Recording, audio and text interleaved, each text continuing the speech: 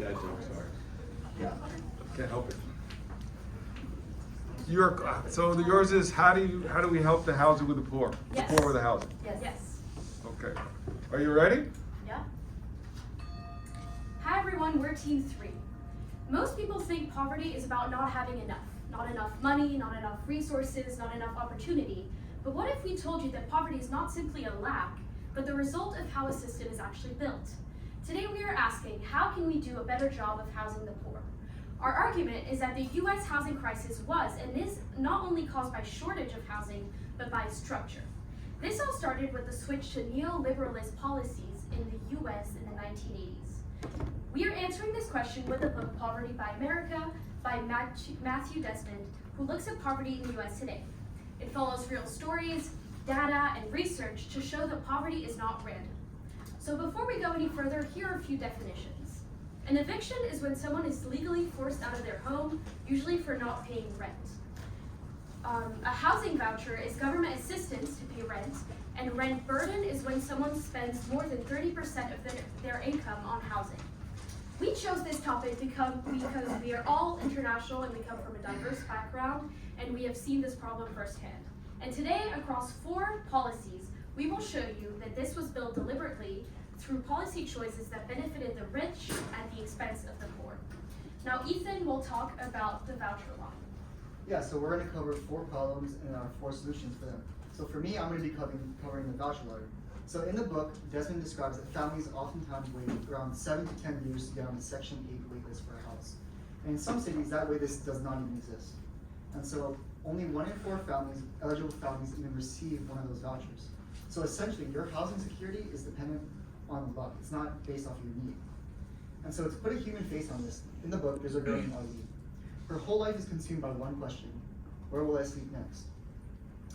Desmond says directly in the book that just think about the brain power and creativity and potential that we squander because we ask someone like Arlene to spend so much of hers figuring out where she's going to live after she's inevitably, predictably evicted.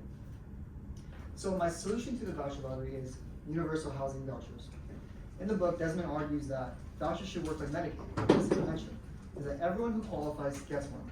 And so he cites directly in the book that existing voucher programs, they already lift around 2.8 million people out of poverty each year. And so now I'll leave you guys with this quote. That would fundamentally change the face of poverty in America. It would drive down family homelessness and make evictions rare again. Families would get a sign of relief. They'd be able to buy their kids enough food and understand what a home really is to root in a community. And off to Matthew for United States investments. The United States is one of the wealthiest nations in the world, but millions can't afford a place to live. It's not a resource problem, but misguided priorities. The money exists, but it is directed to the wrong things, like expanding our already large defense budget, instead of long-term solutions which deepen the housing crisis. The United States needs to seriously look at where the money is going, or it is going to get worse over time. The 2 necessary solutions that the book provides is that first, the government needs to redirect funding to affordable housing. This means that this means the construction of new units as well as expanding current public housing programs, which will expand the access of safe and stable housing for everybody. The next solution that the government needs to implement is to properly fund the IRS. Currently, the IRS is losing billions of dollars because of these very wealthy people and other corporations that find tax loopholes and avoid paying the taxes towards government. If the United States can recover the billions in lost funds, the money can be redirected into programs that support the low-income communities. Next, Joanna will be talking about the housing poverty cycle. So why do lower income families often pay higher on rent than wealthier families do on homeownership? And how does this imbalance trap them in a housing poverty cycle, sorry. So Matthew Desmond states in his book that renters usually pay higher their income on rent than homeowners would on just upkeeping their home. And this is an example in 2019 in Louisville, Kentucky, where the median renter pays around $900 a month on things like insurance and rent, while the median homeowner only pays $573 on mortgage, property taxes, and insurance. This is primarily due to the fact that lower income families are unable to get the upfront prices and pay things like down payment or even have good credit to purchase a home, keeping them stuck in the cycle of continuing to rent over and over, making their money just less and less and putting them in this cycle. A solution that Desmond proposed was that in 1979 and 1980, tenants primarily led by Black women created 17 cooperatives comprising of 1,000 units in the nation's capital, where they bought a bunch of rundown buildings and spruced them up themselves and created a lot of homes for people. This is actually a term known as commoning that Matthew Desmond says in the book, and it's the creation of homes that are collectively owned and run by the residents within the home. And the benefit of this is that tenants are able to use less of their income on rent because these houses provide stability for them. And if a family were to choose to move out of a place, then they can actually sell it for a little bit more than the original purchasing price, so that the next family is able to continue this cycle of stability. And now Simona is going to talk more about eviction. Crystal Mayberry had already been through foster care after instability her whole childhood. Then at 18, she finally got her own place, and just a couple of months later, she got evicted.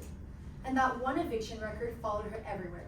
Every time she tried to find housing after that, doors kept closing. Desmond argues that we need to change how eviction works at its core.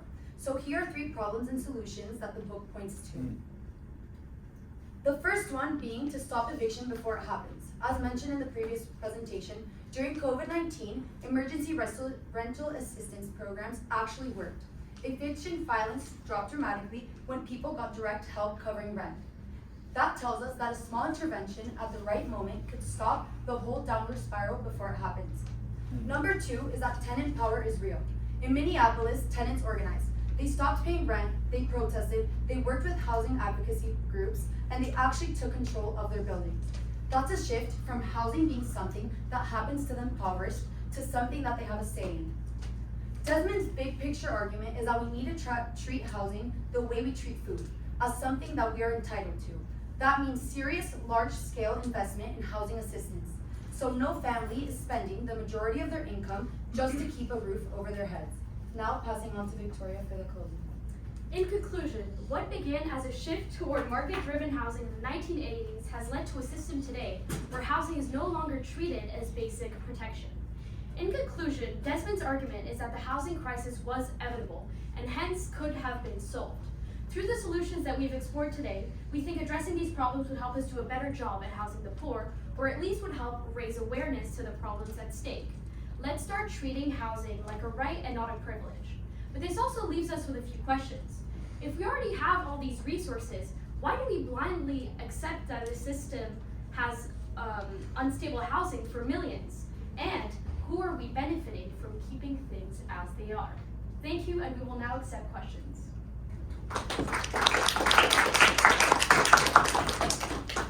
Vic, could you restate your thesis? It was unclear to me. Who, me? Yep. Oh, sorry.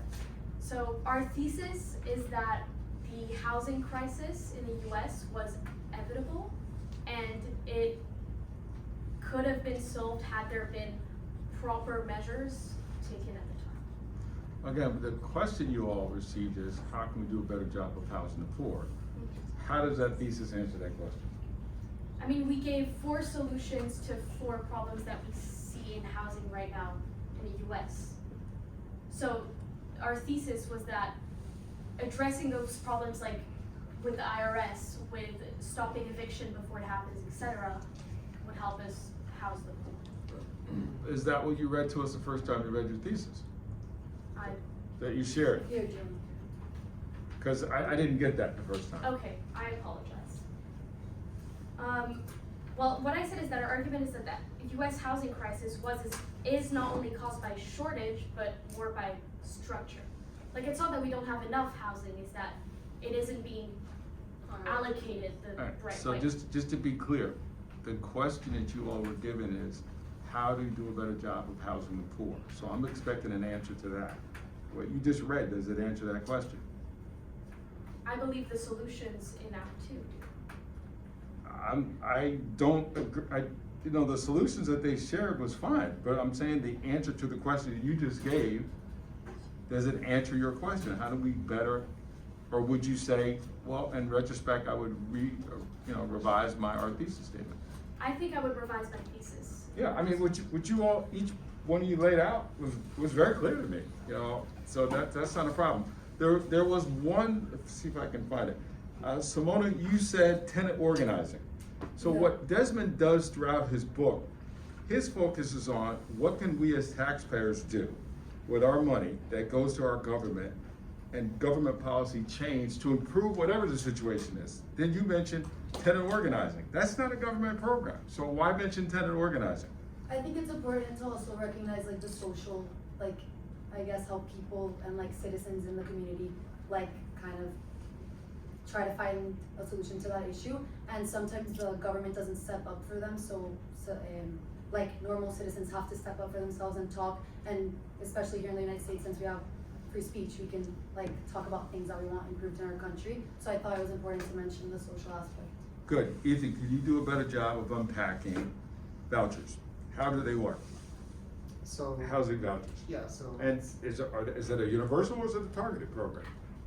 It's a targeted program for the US, and so essentially it's like people are given a voucher based on, it's not based off the need, which is. I mean, do I have to apply for it, or do I get something in the mail because of my tax return that says I'm at a certain income and then I'm eligible? How would I even find out about it? You have to apply for a voucher, right? So you gotta know about it. Yeah, Alright. yeah, but like, it's not, as far as who they select for the vouchers, like, it's not based off the need, which is the main problem that I was trying to address. And the main thing, the housing voucher is for rentals, it's not for purchasing a home, is that correct? Yeah. Okay. Is there a price limit of a rental property, or is there no limit? Is there a price limit of the rental property? Can I rent a place Oh, for the that's voucher, yeah. $1,000, $3,000 a month, or is there a price point? So I'm gonna do some more research and I'll get back to you on the exact number. Good, thank you. Those are my only questions. Anybody else? Well, that's time. Now it's time. Thank you.